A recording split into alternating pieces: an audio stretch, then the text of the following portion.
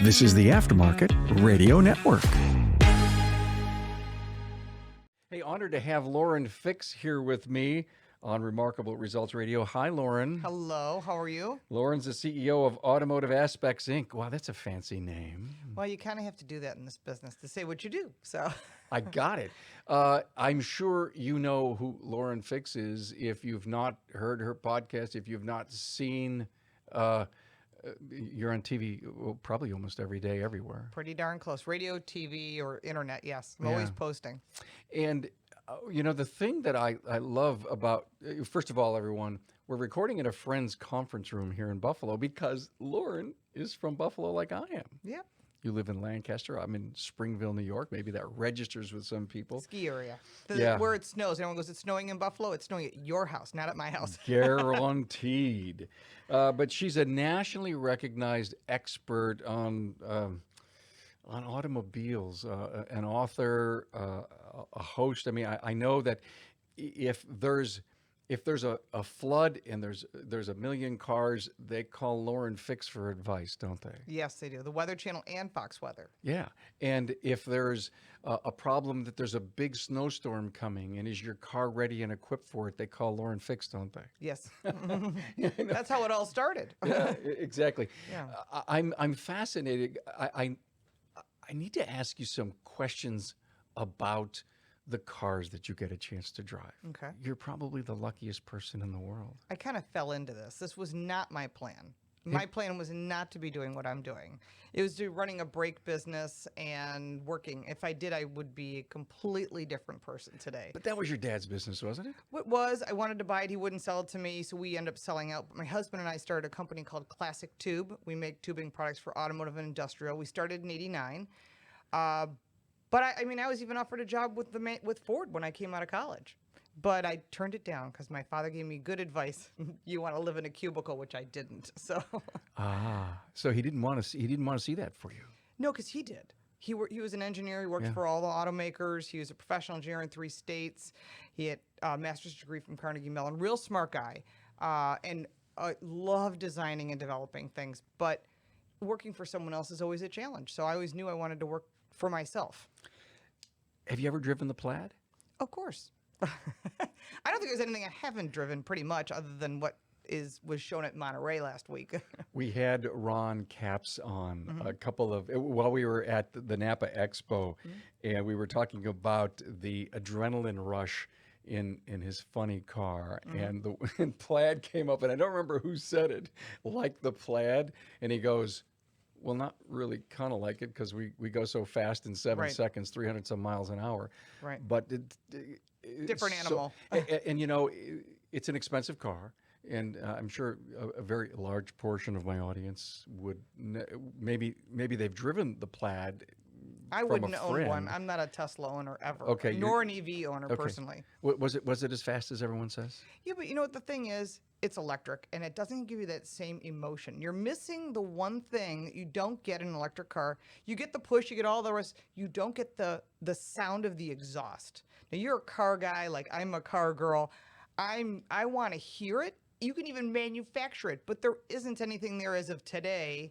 Of course, Chrysler's working on that right now. Yeah, didn't I I swear I just saw something that they're going to start playing the sound. Woodward Dream Cruise said that they're going to do it. Yeah. We'll see. Tim Kuniskis knows what he's doing. I'm just worried that when you take Charger and Challenger off the market, Hellcats, and Demons, you're going to make a lot of people angry, and you may lose some customers. And also, we just heard the other day that Ford's not going to make V8 engines anymore.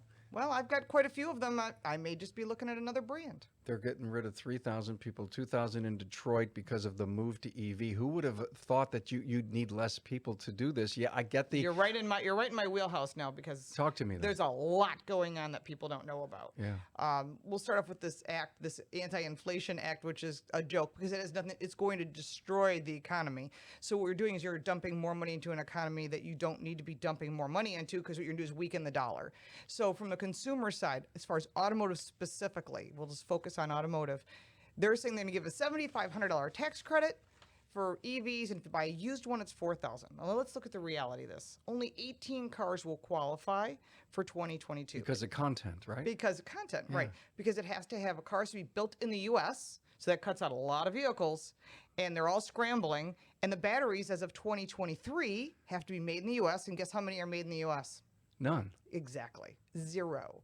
So they're scrambling on that. But we have a shortage of cobalt, cadmium, lithium, mercury, neodymium.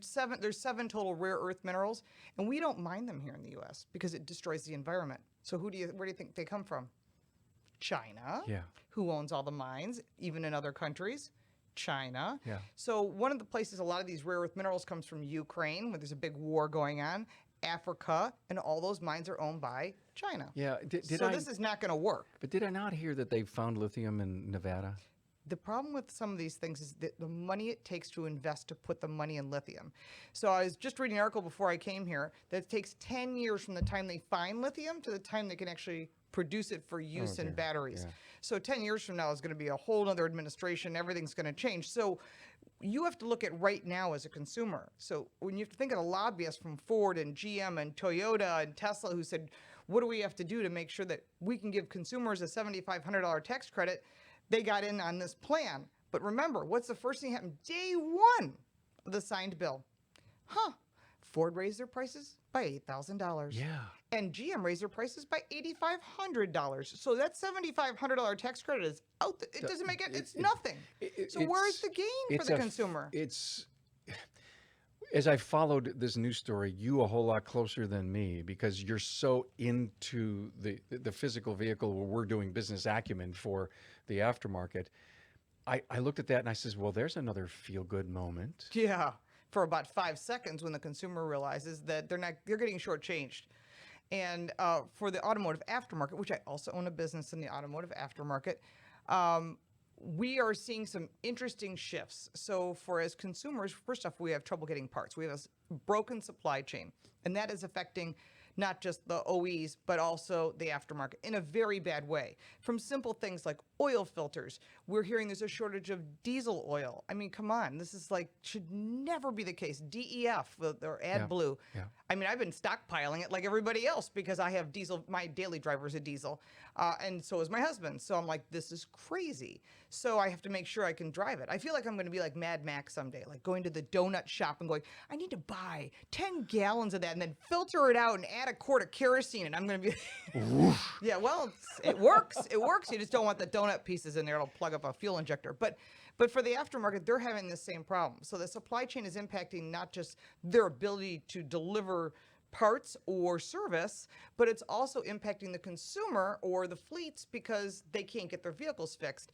And I know the government's thinking, oh, we'll put them into EVs. That's not going to help either because you're not making any money. So don't you think we're moving way too fast on the EVs? We're heading in the wrong direction. And I'm telling you, like Cash for Clunkers, that we were jammed down our throat, this is the next Cash for Clunkers 2.0. Oh, come on. It's going to blow up on us because, first off, the grid can't support it. The grid is not connected coast to coast. So here in Buffalo is a good example of many cities, as I call them, the middle of the cities, not the coast, many of the cities that are in the middle. I've talked to manufacturers, well, you should be able to go to any Target or Walmart or grocery store or anywhere and get charging. I'm like, nope, there isn't any. Not in our town. Is there any in your town? No. No, there's level 2. No, but in that bill, they want to build so many. Do you know how much it costs? Level 2 costs $1 million.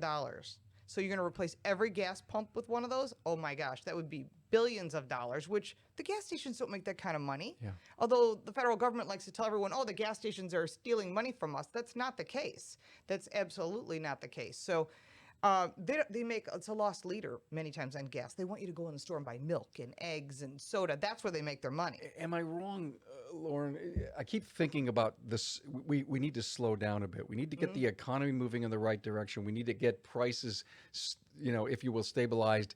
They may never go back down, but I don't want them to go back They up. can. Gas prices can go back No, down. I get that, but I'm not sure the meat's going to come back down. And maybe it will if our infrastructure works and fuel comes down. And maybe I just keep looking at the fact that maybe it just won't go up for a long time. We learn how to stabilize that. In the fall, we're going to have higher gas prices. Buckle up, it's coming. And the reason for that is Biden's already tried to restrict the leases on oil and gas that are out there. And a federal judge put a moratorium on it, said this is not going to happen. So they're going to try other ways to make it expensive. Now, who's going to pay for this anti-inflation bill, as I call it? You and I are going to pay for it. They're already said they're going to increase the cost of electricity. They're going to increase the cost of gasoline, and they're talking about billions of dollars, and they're going to fine every single oil production company. But what they fail to remember is all those cool looking cars, whether it be EVs or otherwise, are made of some form of plastic, right? Some polymer. And what do you think that's made out of? Oil. Absolutely. It's oil. Everything you touch, the clothes we're wearing, the microphones that we touch, the computer, your phone, literally even your medicine is processed with some form of oil. I know. And it goes way back. This is way back to the early 1900s when the Rockefellers and all these people with all this money said, we need to sell more of this product. So what they did, and this is a really interesting story, is they went to the medical schools and said, we want to start processing medicine, but we want you to start teaching the kids to prescribe medications instead of natural holistic solutions. So how do you get them to do that? You buy the school. It's named the Rockefeller School of, or the whatever school of. And so they basically said that all of the natural solutions are gone and you want everything processed via chemicals to go in the medications. And they make more money. And look how big the pharmaceutical companies are. So it's interesting because you don't think about it, because every day we do our job. We service our customers, we run our business. We don't have time to hang out on the internet like a lot of these kids do and absorb ourselves into some subject. But what's interesting about the whole thing is that oil is a part of everything we do every day. Even glass is processed with oil. Yeah. So if you're going to increase that cost, everything goes up. Literally everything. I saw a documentary on oil refining, and I thought I knew. It's interesting, isn't it? How it was done, and I thought I knew everything that came out of the refining process, and basically, I'm not sure if it was a graphic or a video, and they say at this particular level, this comes out, and all the way down to I can't remember if it was some kind of coke or something way at the sludge at the bottom. We use everything from oil refinery, including for petroleum jelly, even, believe it or not. Yeah, and it's everything has a use. There's nothing going to waste. And you know, that whole plastics piece, I looked around my home and I thought about everything that we do that's plastic, and how much plastic is in our vehicles today. It's in everything. And that's why everything has to go up. I know that we're not prepared, although I know wages are going up. I don't think wages are going up commensurate with the kind of costs that we're having. 8.5% inflation when we're paying 30 or 40% more. I think inflation's closer to 30% because they took automotive and food out, which are the two things that have gone up crazy. Yeah. Looking at car prices being up almost 40%, used car prices up at least that. And I mean, I was able to sell a car that I thought I'd never be able to sell for $20,000 more. And I thought, now's the time to do it, because this will be never another time in our lifetime for this to happen. So cars are like houses? Well, the housing industry is a whole nother subject, but I did want to qualify something that I did a consulting project for the Plastics Council. And when I sat down with them, they said, plastics and everything. And I go, really? I said, I'm wearing a cotton shirt. And they said, it's got plastic in it. I go, it's petroleum. I'm like, you're killing me. And like, literally, they started, the sheets you sleep on, the things you eat with. I'm like, oh, it blows your mind. It really does. It's in glass. It's in everything. So you really need to think about when they want to crush the oil and gas industry, and that was the statement that was made during the election, that would destroy us. I guess you're right. Why are cotton shirts up? It's not just because of wages. It's because of the oil they need to process. To process it, right? I imagine. Because they're in everything. So let me change. Thank you for your passion. No, sorry, you hit my wheelhouse. I guess I did. Pardon the car pun. Everything's a car pun, unintentionally. Yeah, no problem. ADAS, autonomy. You've driven those cars. Yep. I mean, full-blown ADAS and autonomy. Did you ever take your hands off the wheel? Tell me about it. Yes, I've been in the Volvo, the Audi, the Mercedes. My gosh, so many things all around the world. Back in 2017, I was invited to go to Berlin to learn about ADAS at the time. And so we went to Continental Safety Systems, and they were showing us the coolest technology. Some of it has come to fruition, others probably in process. The biggest issue is people don't feel confident. I mean, who wants to take their hands off the wheel? You're driving a 4,000 pound or more vehicle.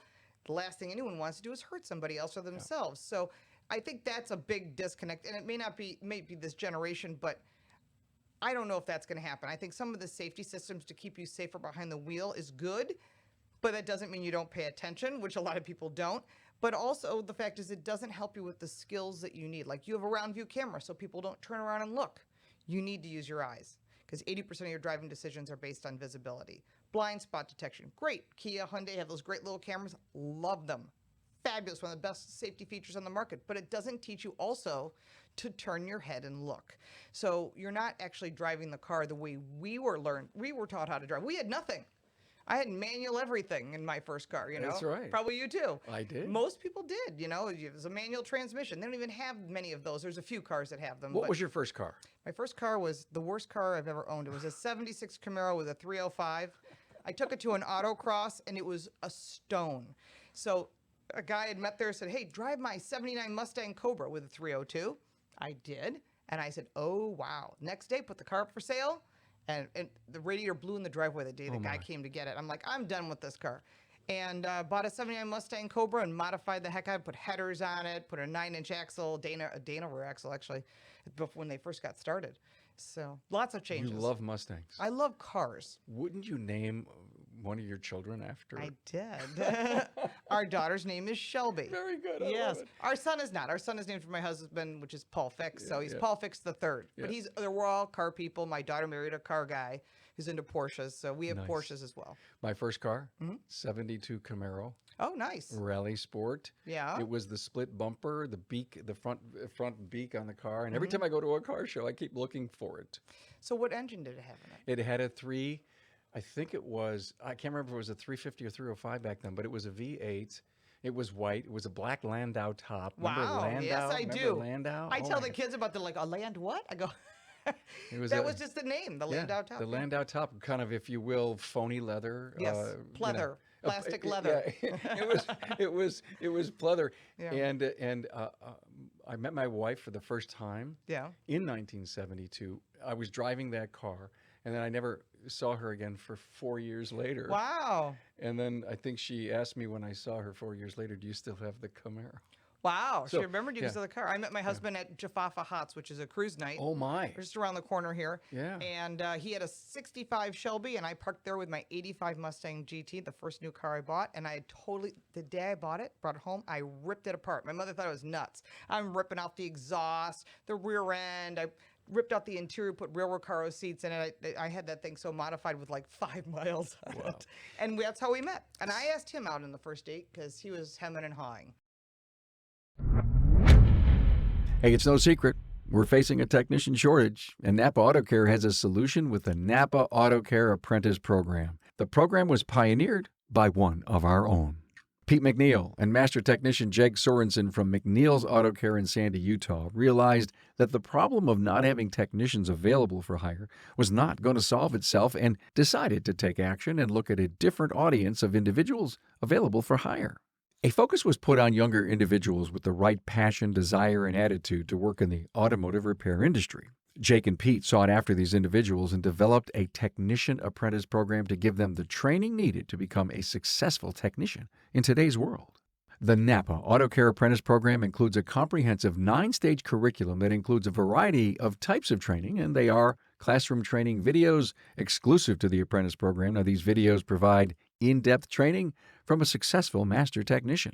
Also, Autotech classes with instructor-led courses offered through NAPA Autotech and Autotech e-learning. This web-based e-learning is designed to target specific training topics. And finally, hands-on learning. The apprentice will apply the skills gained from the classroom training videos, Autotech instructor-led training, and Autotech e-learnings in the shop with the guidance of a mentor. The apprentice program curriculum is competency-based, meaning an apprentice can move through each stage at a pace that best suits them. Most apprentices complete the program within 2 years. Upon completion, apprentices will have earned ASE G1, A4, A5, and AC certifications, adding industry validation to the skills an apprentice acquires.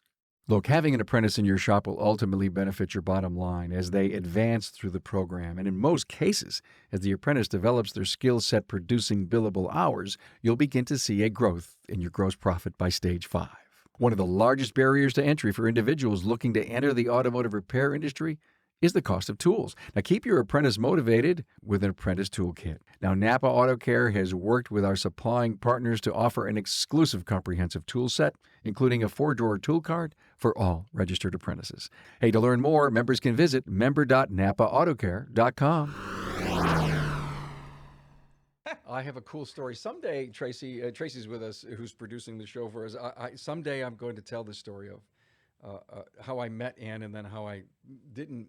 Ann, there was a 4-year gap, and then when I re-met her, we were married 6 months later. Wow. Yeah, it's a great story. True love. I keep telling little snippets of the story. One day I'll That's tell the whole thing. cool. Back to autonomy. Yes. We gotta. And by the way, I loved your analogy that we have to use our eyes.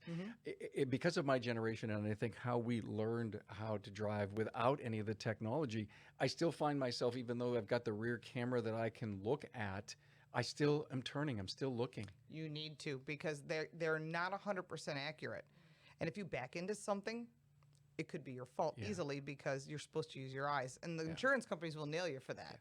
There's too much going on in parking lots today where people are riding close to cars in their carts.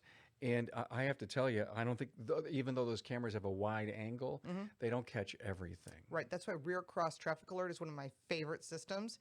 If you, like, I'm driving a Toyota Tundra right now. It's a TRD Pro. That's a big truck. You pull that into a parking spot, you want that backup camera, but you also want what's called cross traffic alert. So if someone's coming down the aisleway, it'll notify you, because you can't see it, but the camera can. So that's where that kind of safety features are great. Blind spot detection, also good, because there's always some yo-yo hanging out in your blind spot, and last thing you want to do is change lanes into them. Okay, so let's go back to autonomy.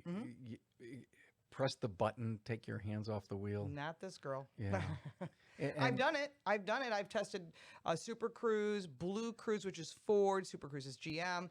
The Super Cruise is probably the most advanced, but to give you an idea, there are 5 levels of autonomy. 0, that's what we learned on. Sure. 1 is like backup cameras. 2 is actually where we are today with today's technology. Even with Super Cruise, the only one who's qualified for level 3 is Mercedes, and it's only being tested in Germany.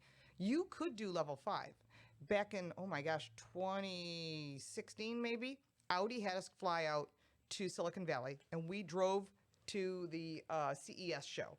And we got to the border of California and Nevada. We had to switch and change plates. And there was an engineer in the passenger seat, and our hands were off the wheel, but only on the highways. When you got to the surface roads or you had to pull over, that's where you took control. So you still have to pay attention. But there's a steering wheel and pedals, and it's a normal vehicle. So back in that year, they had done Pikes Peak in an Audi to prove that they could get to the top. So that technology has been there for a long time. How reliable? Well, you still have to pay attention. And I think that's the problem. And you saw that with Tesla. They've had a lot of accidents of people going, oh, it's autopilot. I can just fall asleep behind the wheel, go in the back seat, take a nap. Yeah, no, that's bad. And you've seen people get killed. And they're trying to actually get them to take that name away from the Tesla brand, not use it in Europe and in other countries, because a lot of people have died. They've gotten badly injured or hurt other people. So we really have to think about the word autopilot means you don't do that, and that's how they sell it. So you really need to pay attention to that. But today we're at level 2. Yeah. And level 5 is no pedals, no steering wheel. You get in the car, think Jetsons or something. Yep. I'm not doing that. That's an amusement ride, because you have to rely on your computer. Have you ever had your phone go, oh, I'm resetting, it shuts down, or your watch or your computer, your laptop? It happens to all of us. I'm not going to have to pull over to the side of the road waiting for resetting, updating, please wait. Where you're like, I have to run my wife to the hospital, or I'm bleeding to death, whatever it is. We as humans react differently than that of computers.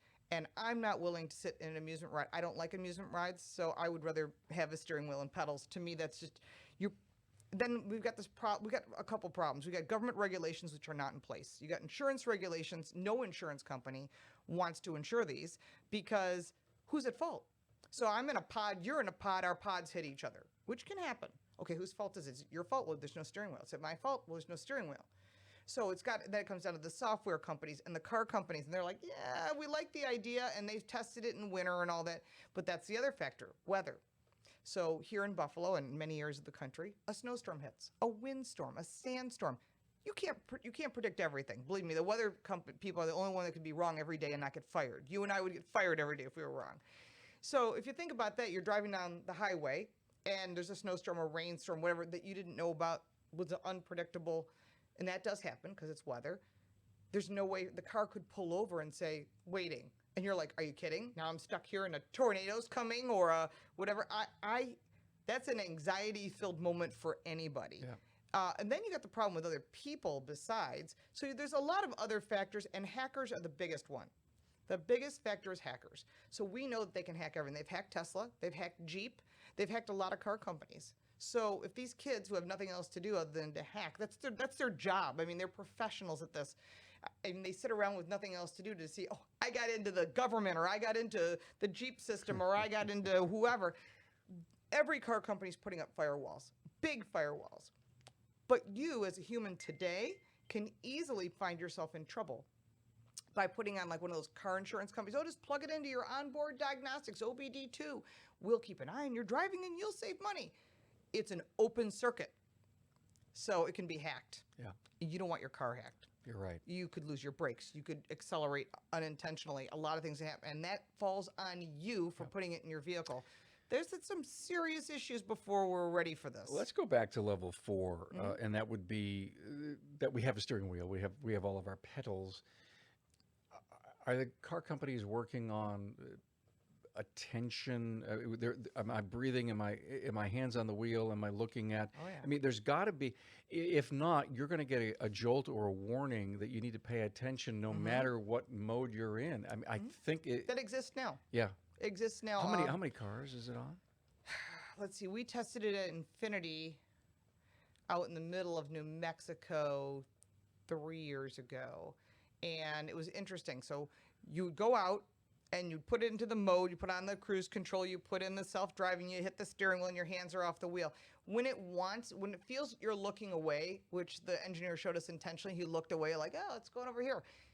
It gave you a notification on the dash. If you ignore the visual notification, it gives you an audible notification. If you ignore that, God forbid you have a medical issue, and your hands aren't on the wheel, it'll start slowing the vehicle down. It'll put on your four-way flashers and slow your vehicle down, which is good. And in my head, I'm thinking, what if you're on a highway? Mm-hmm.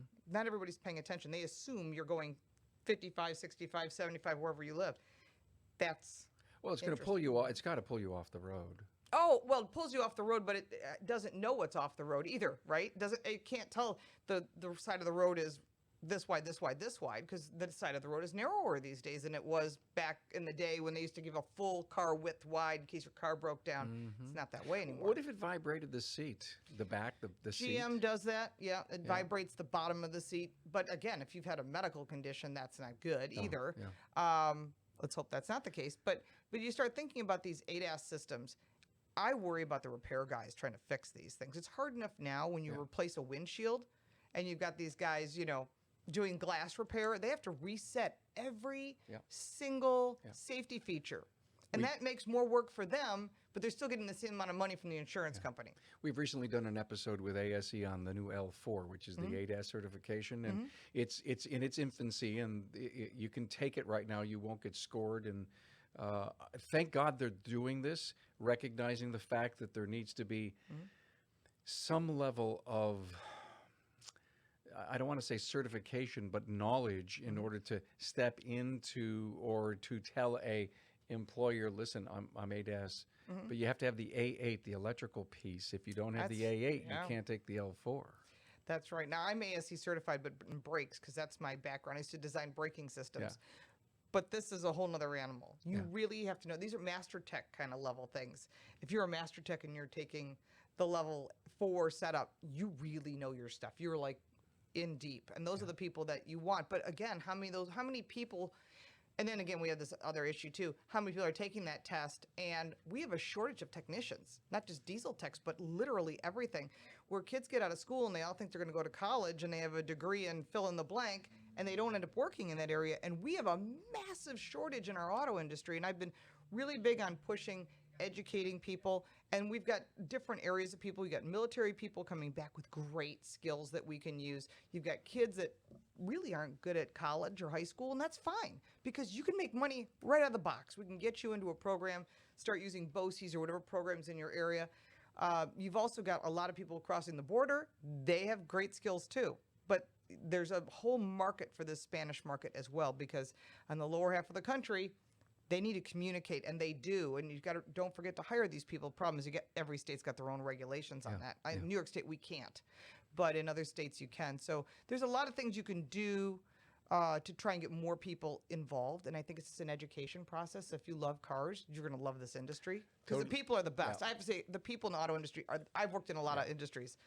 Media is not the best, but auto is great. Yeah. You and I could meet each other and go, I like your 72 Camaro. You go, I like your 65 Mustang. And we become friends instantly. I don't know what you do for a living.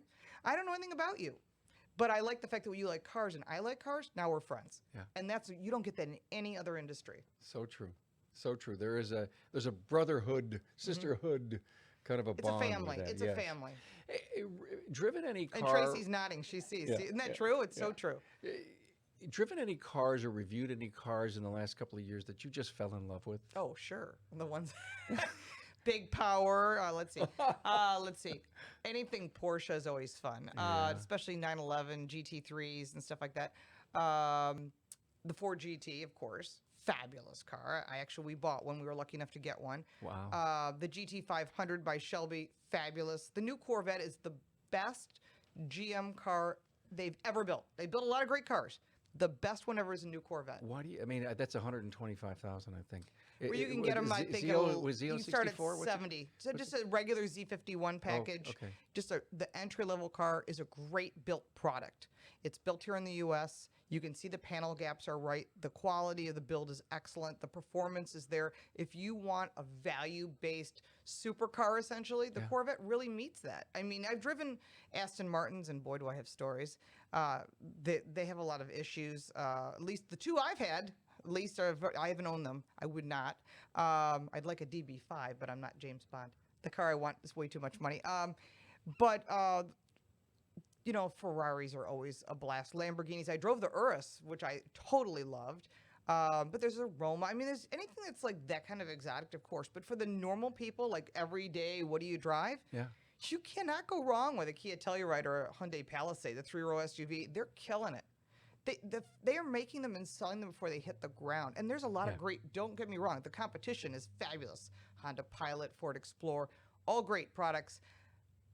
But Kia and Hyundai have come in so strong, and then I get their luxury line at Genesis. It's super impressive. Yeah. I have a friend who has a Telluride, two friends that have a Telluride, one local, one not. And I've sat in it, but I haven't driven it yet. You'd be impressed. So my husband's got real high standards as well, and so we were down in Florida, and we always try to get journalist cars wherever we are, so we can. Yeah, anytime I can get a vehicle I can't get in Buffalo, I get 2 cars a week, so I'm reviewing a lot of product, and it was funny because he drove the Telluride. He had to go pick up a part he was bringing back. He says, "Wow," he goes, "I really like this car." I'm like, "Really?" The guy who drives a 1-ton dually, that was kind of surprised because typically he's really. Disappointed in a lot of product because he's got high standards. Not everyone does. I mean, there's a lot of great product out there at reasonable prices these days. So you don't have anything at home that's a permanent car. You're Sure do. Oh. I own 26 cars. 26? Yeah. What's the 27th going to be? It's on its way. It's a Bronco Raptor. No. And I have a Raptor R coming, an F-150 Raptor R. What color? The Bronco Raptor is going to be red. I didn't want Code Orange. And the Raptor R is going to be the Storm Gray. Will there ever be an electric vehicle in your Never. garage? I have a charging station at the office, but I'm not interested. It doesn't work for me in our environment. I mean, we have winter. So the perfect story is, and I like this vehicle, don't get me wrong. I got a Ford Mach-E. It was delivered in early January. So the guy comes from Reliable, brings it to my office. He unloads the vehicle, and he says, "It's fully charged. You got 260 miles of range." I get in the vehicle. I press the button. It starts. It says 198. I go, "I thought you said it was fully charged. Just wanted to confirm." He goes, "It is." I go, "Doesn't look like it." He goes, "Cold weather." Like the driver already knew. He goes, "Cold weather." He goes, "Yeah, you're going to lose about a third of it." And this is the driver that's been delivering these to I'm a juror for the North American Car and Truck of the Year and the World Car Jury also. So we get everything. So here I am going, So the day warmed up, and it kept us. This is what would drive me nuts owning one. Oh, you have 205 miles of range. Well, it said a few minutes ago at 198. Then it says you have 180. Then it says you have 210. It's like, I get it because it's based on road resistance, the temperature outside, the accessories you're using, the distance. There's a lot of factors. And when you start thinking about that, to me, I can't deal with that range anxiety, that constant change. You know, a gas tank, I look at it, it's full, it needs gas, I can fill up gas 7 minutes, I'm on my way. But the one thing no one's talking about, and I expect this to come up, I'll just say I have contact with someone at the Pentagon who works in the futures department. I won't say anything more than that. And I asked them, what do you think of electric cars? And that person said, alternating current can be very dangerous. DC, not so much, but it can be. And I said, wait a minute. So, of course, when you throw that at someone, you got to do your research. So we were told, don't put your phone at your ear. Could cause a problem, right? Oh, okay. So we all use earpieces. We try not to put our phone at our ear, you know, keep our phone in our pocket near your private parts and all that stuff, whatever you can do, right? But you're sitting on a bank of batteries, which is about 2,000 cell phones. Okay. So we don't really know. They can't insulate the magnetic field. But what really hurts is the charging stations. Do not stay in your car when you're charging an EV. If you have an EV and it works for you, awesome. Don't stay in the car. And a lot of people are like, oh, you should sleep in the car. You can read in the car. You can eat in the car. I don't want my whole family sitting in a car while it's charging on a high-speed charger. Now, look at the magnetic field. You can do your own research, and you be shocked. Now, I have a feeling that down the road, we might be talking about a real problem. And when it's at that point, like asbestos, like lead paint, the government pushes it, says it's a great solution. It's lead paint. You won't ever have to paint again. Oh, we're wrong. Asbestos, same thing. And we all know that because of brake pads, right? Mm-hmm. All the stuff. And they've changed that. So we even had that, I think it was called Alestra. It was the stuff you could eat as much food as you want and not get fat because it was supposed to take all the fat out of the food. And people were getting really sick. That's right. Oh, my. Yeah, remember that? Yeah. The government pushed that, too. This is a great way to lose weight. I guess we were wrong. So I think we're putting the cart in front of the horse in a lot of ways. The grid can't support these electric cars. The charging stations potentially could be a problem. I talked to someone at one of the major charging companies, and I said, off the record, I won't say who it is or who the person is. I said, you know, well, are we going to have wireless charging for cars? You know, like you pull up on a pad?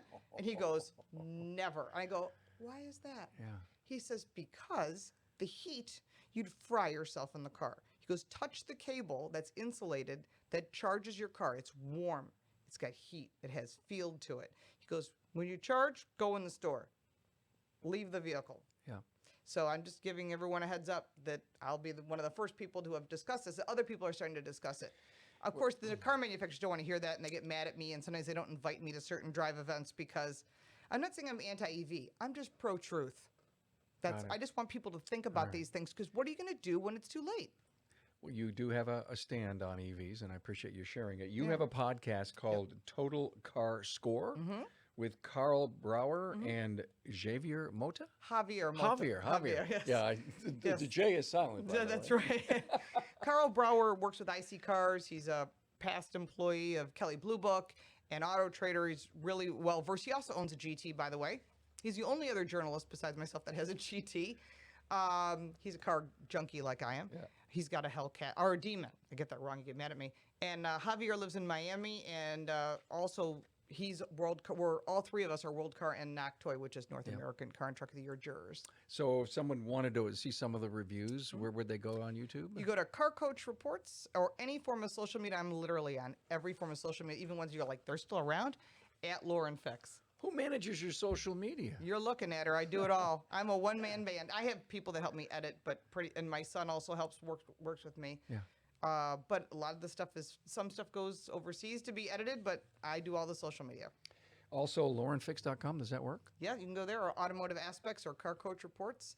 I do consulting for the industry. I've done keynote speeches, panels, there's lots of stuff. My background is very diverse: engineering, marketing, communications, public relations, and design and development. You're a member of SAE? I am a member of SAE since 1981. I was in high school when I developed the first drum-to-disc brake conversion kit. And my father said, send it into SAE, see if they'll take it. I go, I don't have a degree in high school, let alone college. He goes, I did the blueprints. I did it all myself. He approved it, sent it in, and I got accepted. That was back in the day when you had to send stuff into SAE, but I'm also an ASE certified tech. Cool. So I'm happy to be a part of both. Lauren Fix, the car coach. That's right. It was a long time to the world that I would see Lauren at events, and I'd say, I'd love to interview you. She goes, sure, sure, sure. So finally, we made it happen. Yeah, I'm glad. It just things have changed these days, and it's good. So I saw you at Apex last year, and I waved. They had me hosting down in the basement in Joe's garage. So I'll be there again this year. That's where I was, too. I will see you again this year. Thanks, Lauren. Thank you.